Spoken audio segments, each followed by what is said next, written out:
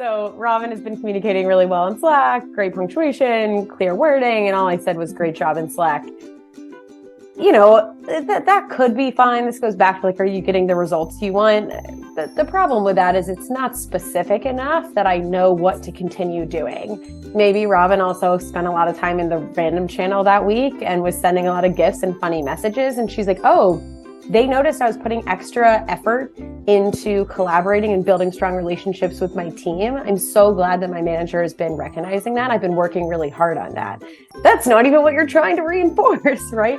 Which is good, but then does she even know if she's being recognized for the thing that she's been focusing on and working on? And so if what you're trying to highlight is the clear communication and the good grammar, good wording and whatnot, which is really nice in Slack because people who have a lot of typos, it slows things down. And I'm one of them. You could say something like, hey, Robin, this week in Slack, I would keep that context. I think it's probably all that this person would need. You could specify the channels or the project or the DM if you needed to. But this week in Slack, your communication has been really clear and concise. And part of that is you've had great grammar and punctuation. It's just been really clear messaging.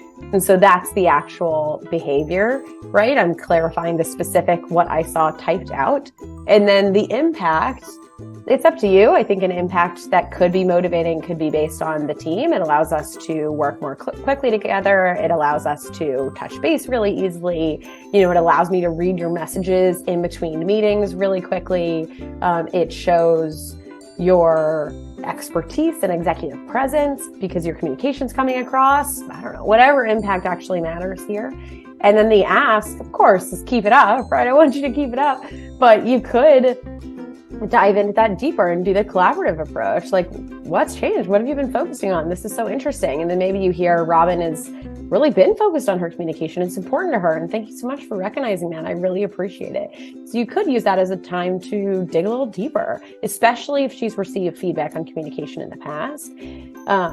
You could just be directive and say, keep it up. You could be delegative and say, I'd love for you to inspire others to do more of that, or whatever you want. It could be a leadership opportunity. So we're taking something that seemed as simple as punctuation in Slack, right? And really elaborating on what the importance of something like that could be, both for recognition and motivation, and also for continued pattern and reinforcement of positive behavior.